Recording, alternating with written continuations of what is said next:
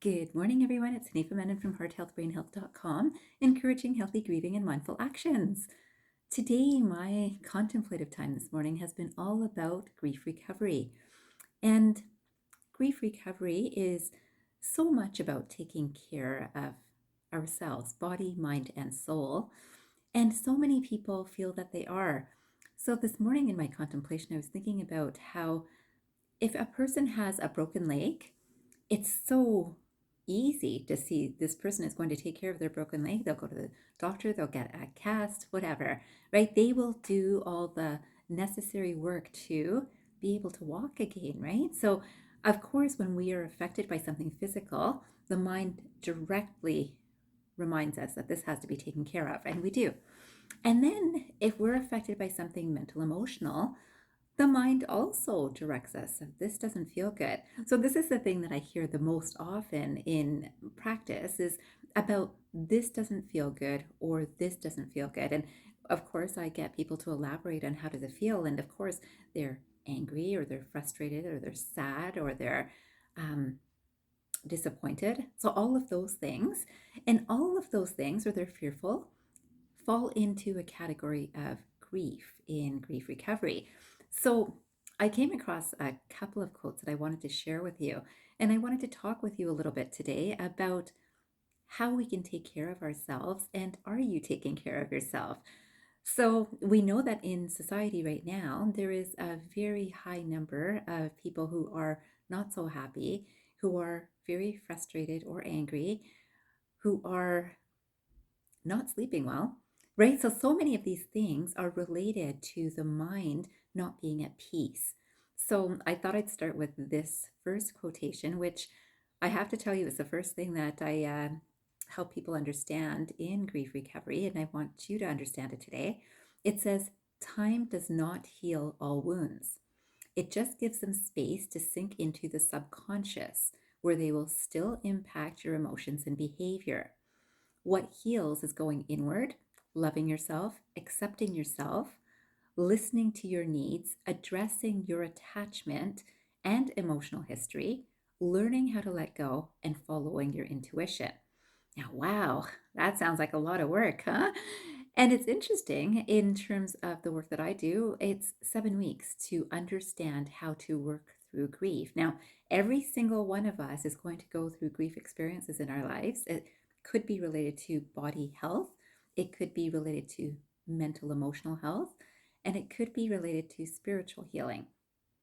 And all of those things require a very similar approach from what I can see. Certainly, I have not seen people who are feeling okay, physically I feel okay and mentally emotionally I'm pretty okay. So let me move into spiritual healing. I really do feel it's a ladder to climb because of course if the body is not feeling well, that needs the first attention. Simultaneously, we can be working with the mind and emotions that are also contributing to the body not feeling well because pain will be more pronounced when we are not balanced mentally, emotionally. And then there's spiritual healing, which a lot of people have not put a lot of time and effort into. And then the people that do figure they can forget about the emotional healing because if they can get into a centered space through meditation or prayer and things will just pass because time will allow the other things to heal. And I have not seen that happen. So today I wanted to make sure I plant that seed that a lot of people feel that if I work on this aspect, then the other aspects are okay. And most people that I see feel like if I can train the brain, then that's fantastic. But if someone has not understood how to work through emotional experiences, and remember, the not good that happens in everyone's life leads to an emotional experience. It leads to something like fear or frustration or a feeling of being stuck or a feeling of sadness and sometimes feeling of despair. All of that is happening simultaneously in our lives. As long as things are also good, people feel that, okay, well, this is good, but this is not so good.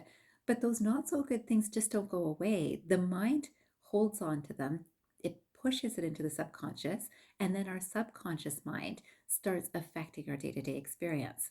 So, this is what I wanted to plant a seed for you today to help you recognize how important it is to work through something like grief recovery, but to address emotions. And remember, grief in that format is really any conflicting emotion. So, an excitement about a new job, but a fear about starting it is a conflicting emotion.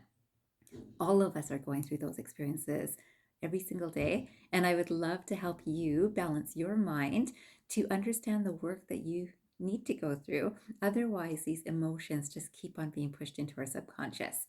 So I wanted to finish today with one more quotation by Mahatma Gandhi. And this quotation says, "Action expresses priorities. Action expresses priorities." And remember how I said if someone had a broken leg, the action of taking care of that leg is the priority in that moment. The simultaneous action can be this awareness of I also need to work on my mental emotional health. I also need to work on my spiritual health. All of these things need to be done simultaneously. And again, we might put a little bit more priority into an emergency first, and then we are recognizing these other two areas also need work. So I leave you with that thought today. I hope you have a fabulous day ahead, and I hope you remember transform your mind and transform your life. Have a great day, everyone.